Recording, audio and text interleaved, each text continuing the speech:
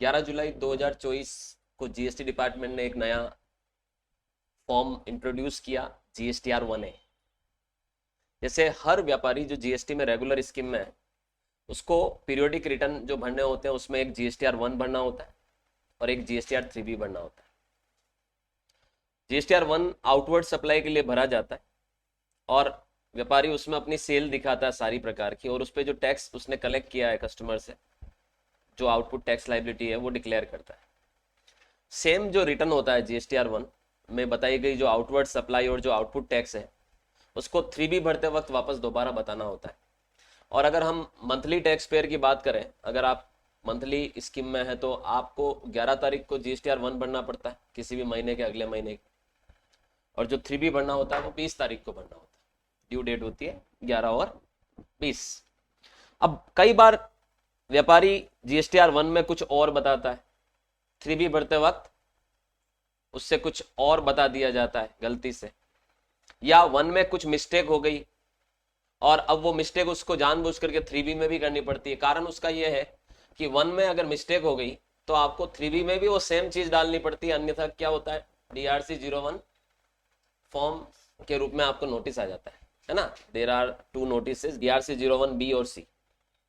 तो GST department आपको अगर 1 और 3B में अगर किसी भी तरीके का डेटा आपस में मैच नहीं कर रहा है तो आपको नोटिस इश्यू कर देता है। तो आपने अगर कोई गलती 1 में की तो फिर आपको वो पता चल गया 3B भरने से पहले कि यार मैंने ये 1 में या तो शॉर्ट सेल डाली है, या कोई सेल फिगर में कुछ गड़बड़ हो गई, कोई बिल मेरे से मिस हो गया, तो आपको फिर वो का वही काम आपको 3B में भी करना पड़ता है जानबूझ करके। आपको मिस्टेक आइडेंटिफाई होने के बावजूद भी 3B सेम भरना पड़ता है। क्यों?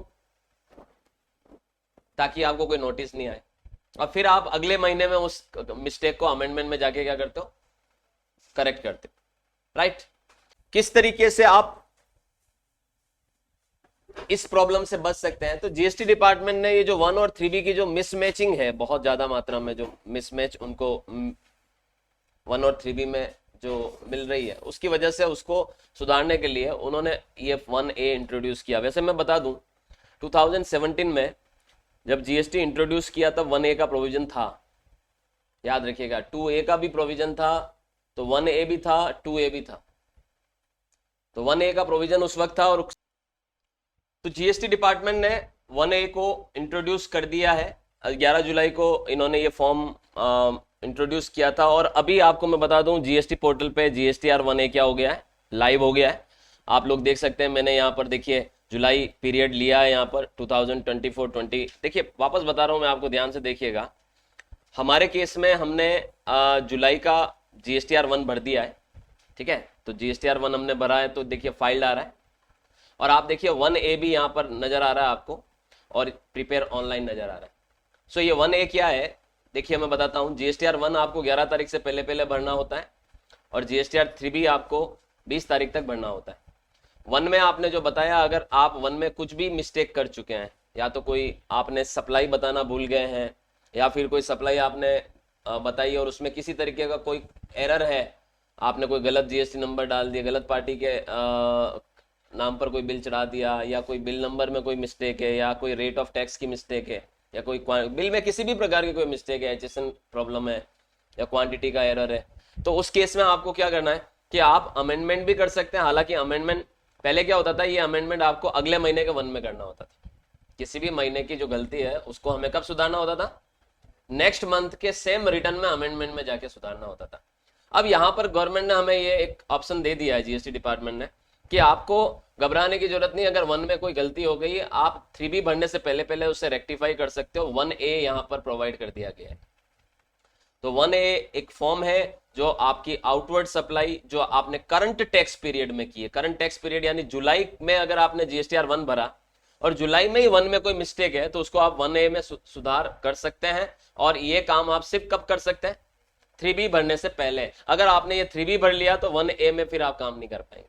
और 1A कोई रिटर्न नहीं है, आपको ये भी बता देता हूँ कि ऐसा नहीं है कि भरना ही भरना है, प्रिपेयर ऑनलाइन आ रहा है तो मतलब भरना ही भरना है। 1A सिर्फ एक एडजस्टमेंट रिटर्न है, कि अगर आपने कोई, जैसे होता है ना इनकम टैक्स में रिवाइज रिटर्न, तो अगर आपने यहाँ पर कोई 1 में मिस्टेक हो गई आपसे, तो उसको आप 1A में सुधार सकते हो। ऑलराइट, अब मैं आपको यहाँ पर आपको इसका बिल्कुल डेमोन्स्ट्रेशन देने वाला हूँ। कि सर किस तरीके की मिस्टेक्स और कैसे हम सुधार सकते हैं। तो उसके लिए हम पहले 1 को देखते हैं, ध्यान से देखिएगा आप। मैंने GSTR 1 को ओपन किया, व्यू कर रहा हूं मैं, जो कि फाइल्ड है ऑलरेडी। आप ये देख सकते हैं 11 अगस्त इसकी ड्यू डेट थी और ये फाइल हो चुका है। और आप इसमें अगर GSTR 1 को मैंने ओपन किया है तो अगर आप ध्यान से देखिए तो GSTR 1 में टोटल मिला के 13 टैब्स दिख रही है। इन टेबल में आपको B2B इनवॉइसेज में 3 इनवॉइसेज डाले गए हैं, B2C में आपने समरी फिगर डालने होते हैं, HSN समरी डाला हुआ, डॉक्यूमेंट इश्यूड डाला हुआ, और बाकी कोई भी डिटेल यहाँ पर अभी नहीं डाली आपने। आप जिस प्रकार का आपका जो आउटपुट या आउटवर्ड सप्लाई होता है आप यहाँ पर GSTR 1 में डालते हैं। अब अगर हम बात करें कि माना कि ये B2B बिल है और ये 3 बिल है, 3 डिफरेंट पार्टी के।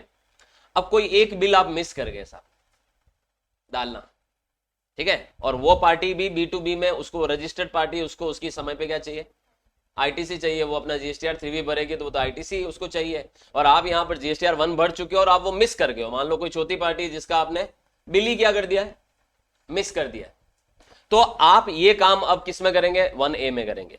किस में करेंगे, 1A में करेंगे। ये 1 है और 1A में जाने के लिए आपको क्या करना पड़ेगा, वापस से आप बैक में आएंगे रिटर्न डैशबोर्ड पे,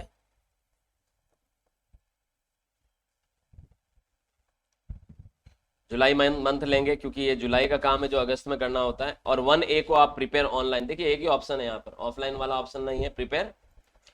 अगर आप 1A को ओपन करोगे तो आपको ऑलमोस्ट ऐसा लगेगा कि मैंने 1 को ही ओपन किया है। तो 1A कुछ भी नहीं है, इज अ कॉपी ऑफ 1 की क्या है, कॉपी है। सेम टेबल्स नजर आएगी 1A में, सेम आपका जो डैशबोर्ड जो व्यू है वो नजर आएगा GSTR 1 में। तो जब आप 1A को ओपन करोगे आफ्टर द फाइलिंग ऑफ 1, याद रखिएगा, तो आप देख सकते हैं यहाँ पर 1A का स्टेटस नॉट फाइल्ड आ रहा है। और आप देखिए ये कि यही आपकी 13 की 13 ही टेबल नजर आ रही है और सब में फिगर क्या आ रहे हैं, 000 फिगर आ रहे हैं। अच्छा, नीचे अमेंड रिकॉर्ड डिटेल्स भी आ रही है। तो आप अमेंडमेंट भी अब करंट मंथ में सेम मंथ में कर सकते हो।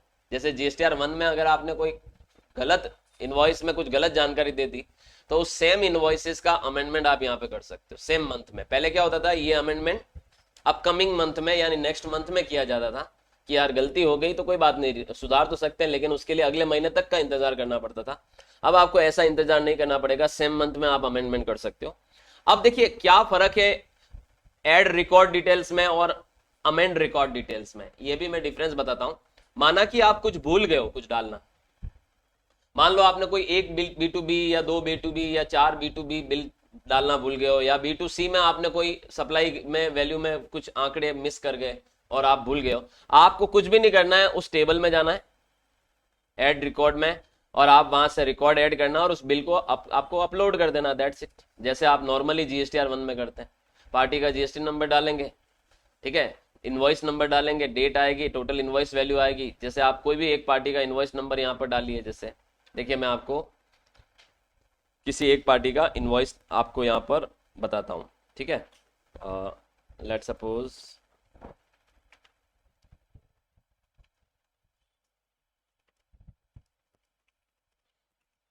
मैं सिर्फ डमी दिखा रहा हूँ, आपको ध्यान दीजिएगा कि कैसे आप ये काम करेंगे। जैसे आप किसी पार्टी के साथ आपने लेन देन किया और आप चाहते हो कि यार अब आपको उसका बिल आप मिस कर गए थे, भूल गए थे, नहीं डाला था, तो आप डाल दीजिए। जैसे आप उसका GST नंबर डालेंगे उसका नाम आ जाएगा। अच्छा, अगर आप लगातार उस पार्टी को सप्लाई करते हैं तो आप उसको ऐड टू मास्टर कर दीजिए। जैसे टैली में हम लेजर आइटम बनाते हैं तो हमें दोबारा नहीं बनाना पड़ता है, तो हमें इसको सेव भी कर सकता हूँ। इस पार्टी का मैं जो बिल भूल गया था वो मान लो मैंने डाल दिया 77 नंबर का बिल है, बिल की डेट में डाल दूं कि ये मान लो 31 जुलाई का बिल था और मैं इसको मिस कर रहा था, ठीक है, तो मैंने इसको मिस कर दिया। बिल की वैल्यू में डाल दूं, मान लो बिल की वैल्यू है यहाँ पर, टोटल बिल की वैल्यू है ना, तो टोटल बिल की वैल्यू में मतलब 11,800 रुपये डाल दी मैंने।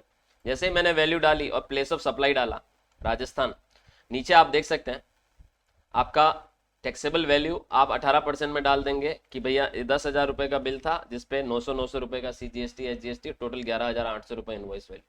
अगर मैंने इसको यहाँ ऐड कर दिया, ध्यान देना, तो ये बिल यहाँ ऐड हो जाएगा। और जैसे मैं वापस जा रहा हूँ पीछे, ऐड होते ही क्या होगा, आपको ये कहाँ नजर आएगा, ये यहाँ पर एक नंबर पे नजर आ जाएगा, ठीक है, ऐड होते ही, मतलब आपने एक बिल B2B में ऐड कर दिया।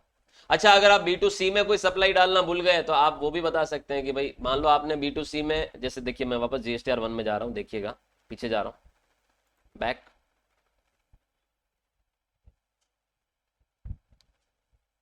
जुलाई, व्यू। अब B2B इनवॉइसेस भूले हो तो 1 बाई 1 चढ़ाना पड़ेगा, जो भी बिल भूले हो।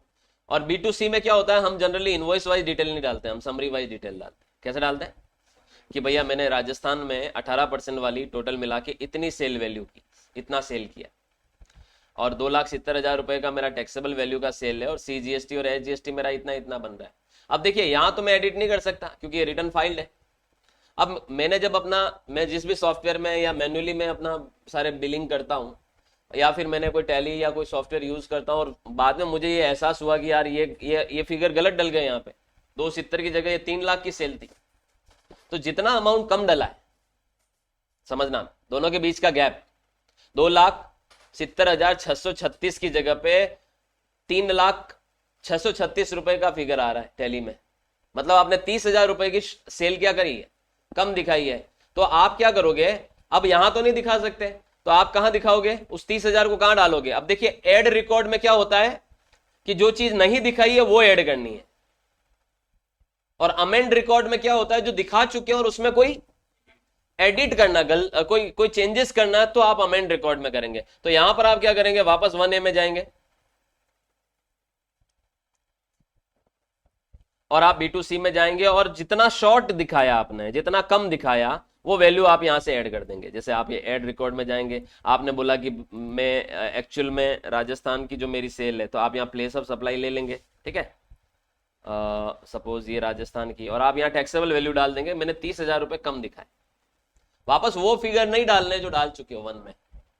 तो 1 एक एडजस्टमेंट फॉर्म है after the filing of sorry 1A एक एडजस्टमेंट फॉर्म है, जब आप GSTR 1 भर देते हो, और 1 भरने के बाद आपको लगता है कि यार आप कोई चीज क्या कर चुके हो, भूल गए हो, या कोई चीज वहां गलत डाल दी है, तो आप इसको एडजस्ट कर सकते हो और ऐड भी कर सकते हो इसमें। तो मैं यहाँ पर ऐड कर रहा हूँ, आप देखिए 30,000 रुपए की रेट ऑफ टैक्स में यहाँ ले लेता हूँ कि मान लो ये 18% वाली सेल है, तो इतना इतना, जैसे मैं ये सेव करूंगा तो वहां जो 270 दिखा रखी है मैंने, और जब मैं ये सेव करने के बाद बाहर निकलूंगा यहां से,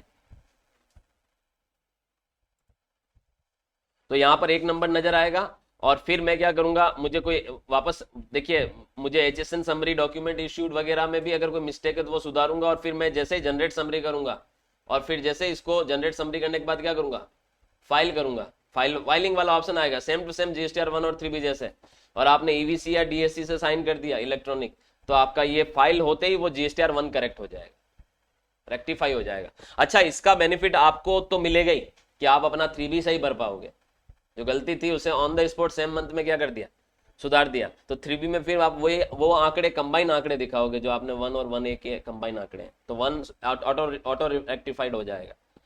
आपको तो फायदा मिलेगा कि आपसे गलती कैरी नहीं होगी, लेकिन इसका बेनिफिट उस सामने वाली पार्टियों को भी मिलेगा, जैसे आप सोचिए B2B इनवॉइस कोई भूल गए थे आप, तो उसको तो क्रेडिट ही नहीं मिलेगी उसके GSTR 3B में सेम मंथ में, क्योंकि आपने डाला ही नहीं था। तो अभी आप अगर डाल देते हो तो उसको क्रेडिट रिफ्लेक्ट होगी, तो वो ITC भी ले पाएगा। तो इसका जो 1A का जो प्रोविजन है, तो गवर्नमेंट ने, फाइनेंस मिनिस्ट्री ने 1A को क्यों इंट्रोड्यूस किया, आप इसको भी समझिए कि 1A आप अपना एडिशनल डिटेल अगर कोई मिस कर गए हैं, ठीक है, आपने आउटवर्ड सप्लाई या सेल रिटर्न वगैरह में कोई मिस्टेक किया है, तो आप उसको रेक्टिफाई करो, और आप सेम मंथ में, करंट मंथ में ही उसकी एडिशनल डिटेल्स को क्या करो, सुधार दो, ताकि आप जब 3B भरो तब आप एकदम सही 3B भरो, और आपका सेम मंथ में हुई मिस्टेक सेम मंथ में रेक्टिफाई हो जाए। तो 10 जुलाई को नोटिफाइड किया था ये फॉर्म, और अभी आप देखिए 13 अगस्त को ये GST पोर्टल पर आपको लाइव कर दिया गया है। तो अगर आपने GSTR 1 भर दिया है जुलाई महीने का, तो आप GSTR 1 में अगर कोई मिस्टेक किया है तो 1A में आप उसे सुधार सकते हैं। अच्छा, अमेंड रिकॉर्ड क्या होता है ये भी बताता हूं मैं आपको। जैसे अब आपको मैं एक चीज बताता हूं, माना कि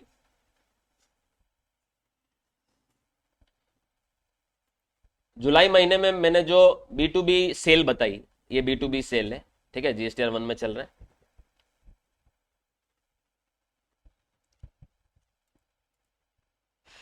आप देख सकते हैं यहाँ पर 3 अलग अलग पार्टी है, ठीक है। किसी एक पार्टी का ओपन करता हूं, जैसे सोजेतिया ज्वेलर्स का ये बिल है, इस पर क्लिक करता हूं। बिल का नंबर ये रहा, इनवॉइस नंबर, ठीक है। इसको हम एक काम करते हैं, कहीं नोट डाउन कर लेते हैं।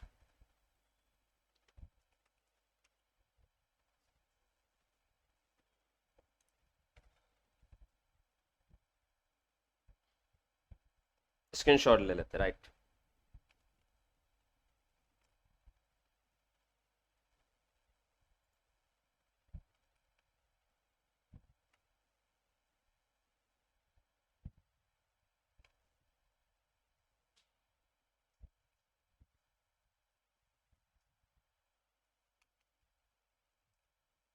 ठीक है, अब आप देखिए, हम चलते हैं पीछे, वापस से किधर जाते हैं, 1A में चलते हैं।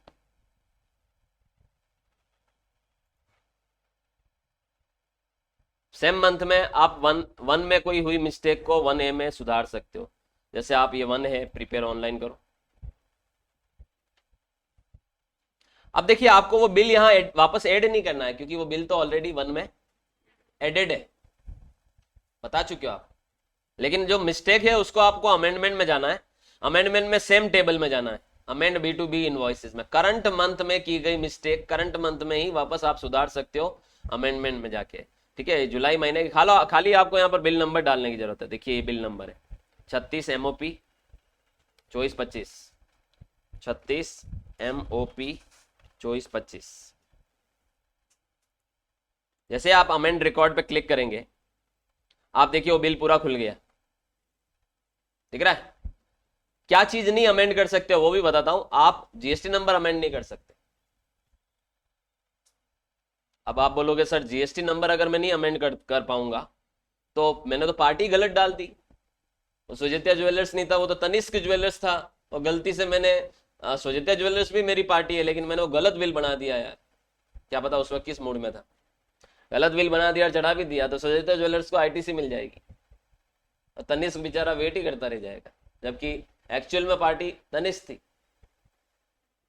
तो ऐसे केस में आप इसको पार्टी तो नहीं बदल सकते, तो सर फिर उस केस में क्या करेंगे, उस केस में आपको सोजेतिया ज्वेलर्स के नाम पर अगर आपने सेल बिल बनाया, टैक्स इनवॉइस बनाया, तो आपको क्रेडिट नोट बना के इस पूरी एंट्री को क्या करना पड़ेगा, रिवर्स करना पड़ेगा। करंट मंथ में क्रेडिट नोट बना ले और जीएसटीआर 1A में क्रेडिट नोट को ऐड कर दे, जो कि 1 में नहीं किया होगा आपने, तो क्रेडिट नोट को ऐड कर दो और ये एंट्री रहने दो। अब आप इसको डिलीट तो नहीं कर सकते, तो क्रेडिट नोट बना के पूरी एंट्री को क्या करो, क्रॉस करो, खत्म करो उसका प्रभाव, और एक नया इनवॉइस बनाओ, किसके नाम से, तनिष्क ज्वेलर्स के नाम से, और उसको भी ऐड करो। तो मतलब आपको अगर गलत पार्टी के नाम पर बिल बना दिया, तो आपको जीएसटीआर 1A में क्या क्या करना पड़ेगा, एक तो क्रेडिट नोट बनाना पड़ेगा, जिस पार्टी के नाम पर आपने बिल बनाया पूरा का पूरा बिल आपका क्रेडिट नोट से रिवाइज करोगे, मतलब आप रिवर्स करोगे, और एक आपको नया बिल जो एक्चुअल पार्टी के नाम पे बनाना था वो आप अपनी बुक्स में बनाओगे और उस बिल को चढ़ाओगे जीएसटीआर 1A में ऐड करोगे उसको, तो क्रेडिट नोट भी ऐड रिकॉर्ड में जाएगा और जीएसटीआर B2B इनवॉइस भी